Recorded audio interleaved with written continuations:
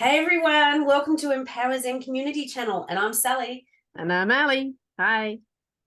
This is our very first recording, and we're so pleased that you've come to join us. So please like and subscribe and share, because this is really about bringing in our combined wisdom and knowledge and experience and sharing and caring with you all different topics of things, particularly around grounding, connecting and growing.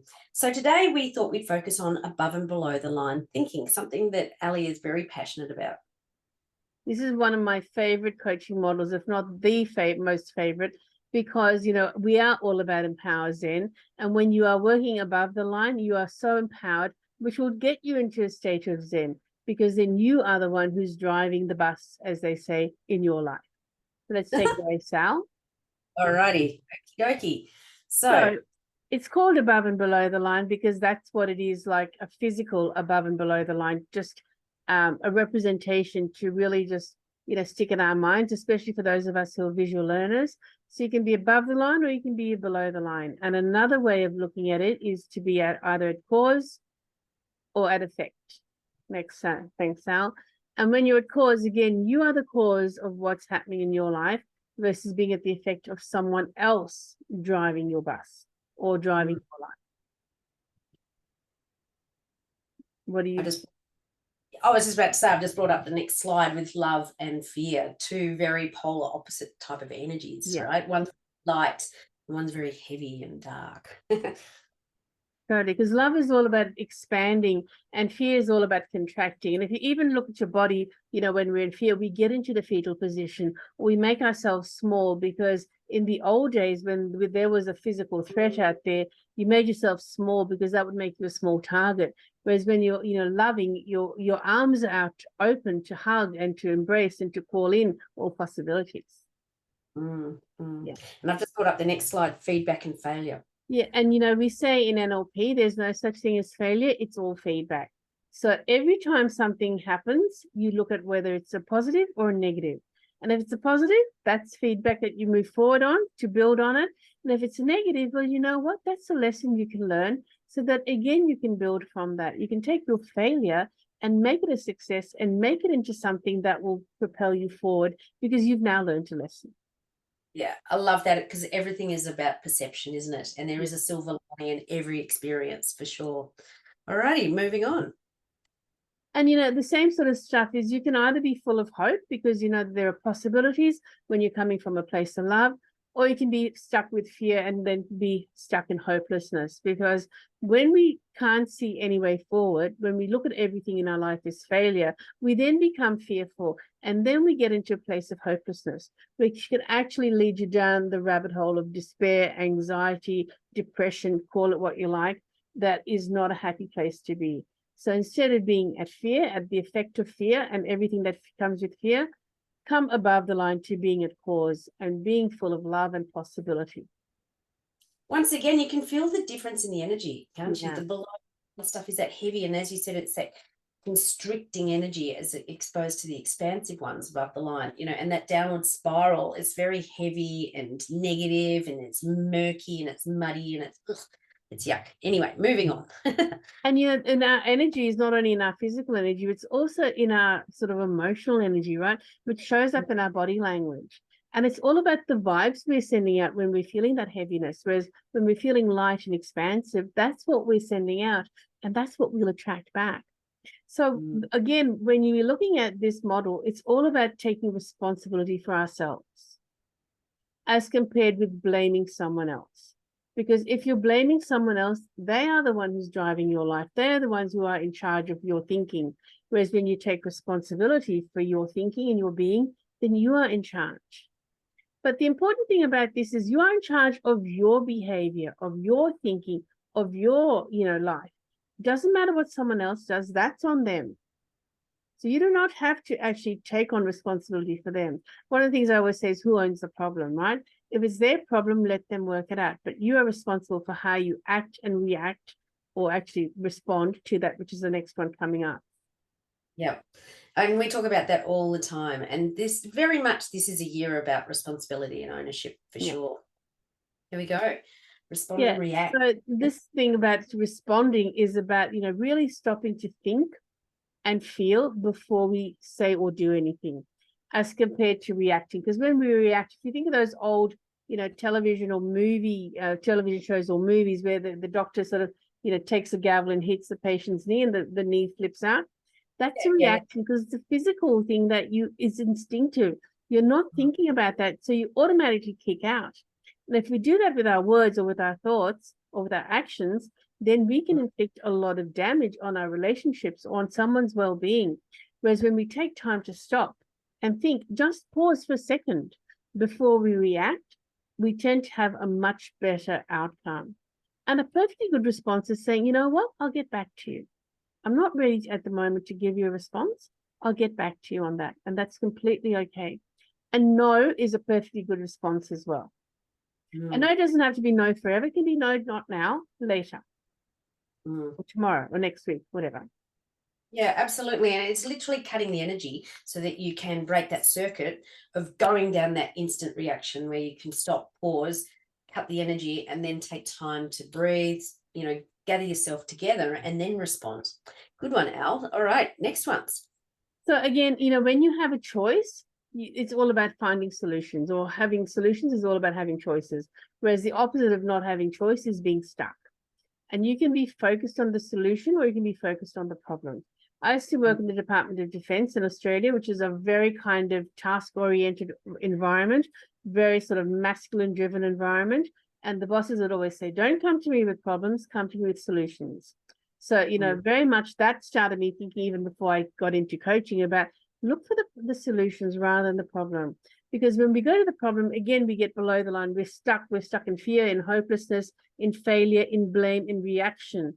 Whereas when we get above the line, there's hope. We look at the feedback. We then look at how a feedback can create solutions, and that gives us choices.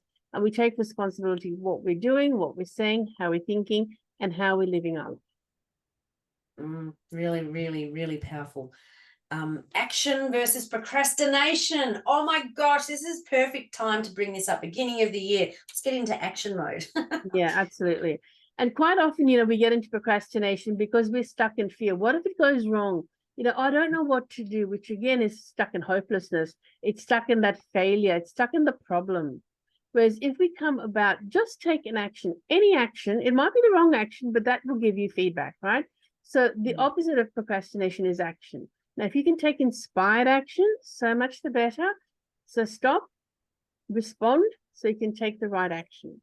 And all of these things, as you can see, are they intertwine to work together. What I would recommend you do is you take a screenshot of this when we get it complete, and then print it out and laminate it and put it up on your wall. I actually have this imprinted in my head. And you know what? Because we're all human, I tell you what, I do go down the line every now and again, and I get to affect, and I get into either fear or hopelessness or blame or whatever, and I go, hang on, what am I doing? I'm acting below the line. I now have to come up above the line. So really, as I said, this is now emblazoned in the inside of my head. But if you can actually have it as a visual, that will be a reminder for you for those times when you're feeling a little bit down, when you're feeling a little bit hopeless. Look at how you can come above the line. What do I need to do? Let me look at some things for feedback. What went wrong that I can now change? How can I flip this, right? So having all this as a visual where you can look at it constantly will absolutely help you to move through whatever you're going through. I promise. I know from experience. So, action is the antidote to procrastination. Yeah. And what I love about this model, Ali, is it's really visual. You can really see it and you can tap into that. And, you're just looking at those words. They're lighter words above the line. And below the word is that heavier, constricting, heavy, dark sort of stuff. And it's time to shift out of that. But, we can't change what we don't know. So once we have that recognition or awareness of what's going on here, then we can really start to play the game and lift our act, right? And lift our energy. Totally. And the interesting thing is, Sal, I used to run the self-love courses, which you've done as well. And there was one course I ran, which had a beautiful young woman in there. She was a young mom, 3 kids, running a business as well, looking after the husband and the family and, being there for the kids with homework and everything else. And she was just a beautiful soul. And after we did this, she said, oh my gosh, Ali, you know what I've just realized? She says, I'm above the line for everyone else, but for myself, I'm below the line. And so that can be another aha moment when you realize, you know what?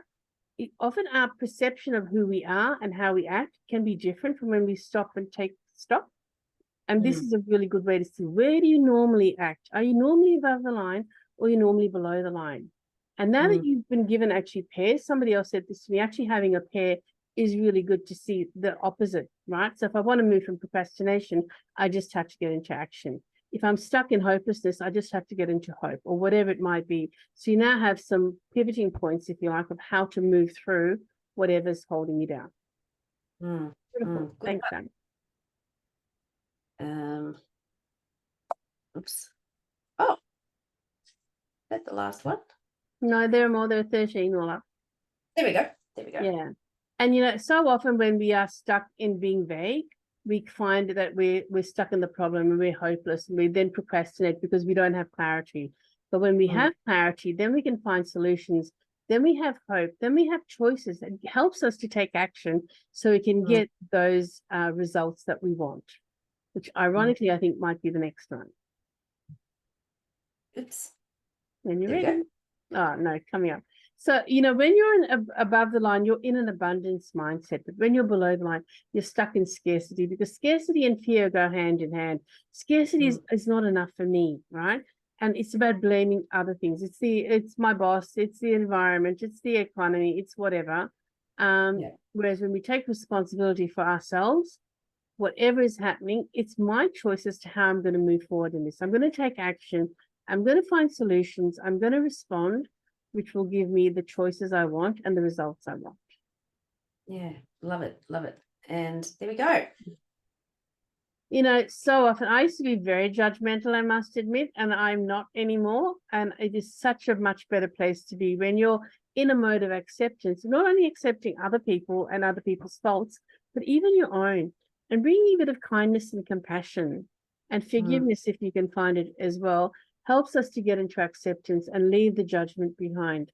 And when we're in an accepting kind of frame of mind, everything opens up for us. We then have abundance. We then have opportunity. We then have solutions and responses and hope. And we can look at what's happening and get feedback from that to make it better. I think that was oh no, there's more. There you go. There's results and excuses. Pairs, yeah. And so now we come to results versus excuses, right? And when you have all these things going for you, that will absolutely impact your results, rather than being stuck in excuses, which is again about blaming something else outside of yourself. But taking responsibility for your thinking and your action and your moving forward from the feedback will give you the results that you're looking for. And if you don't get it the first time, be like Thomas Edison, go back, 9,999 times, whatever. And Thomas famously said he didn't have X number of failures. That was all sort of lessons that he learned, the solutions that weren't working, so he could find a solution that did work.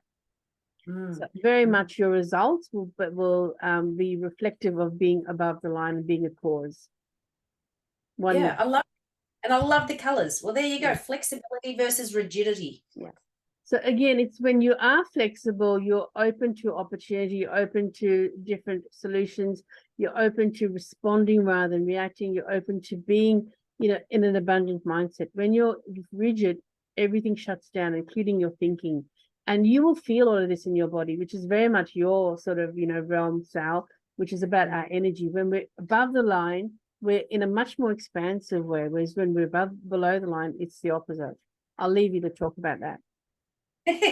But you just see it in people's postures, right? And so, shoulders back when they're walking. I was only talking about this with someone yesterday.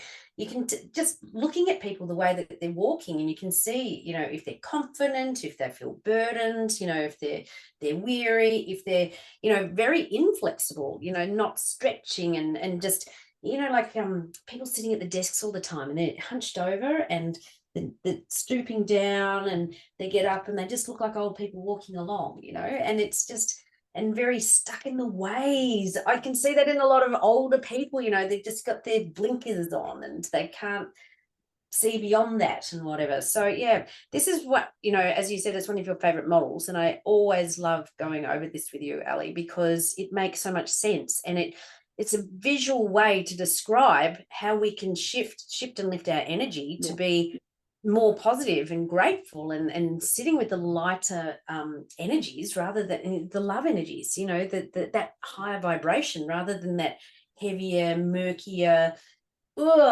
burdensome, more negative sort of feelings and energies and attitudes as well. Because as we keep saying, everything is a choice, and you can choose to think and feel and act above the line, or you can choose to think, feel, act below the line. And this is where the react versus respond is really, it's a choice. It's all about a choice. But as we said before, you can't change what you don't know.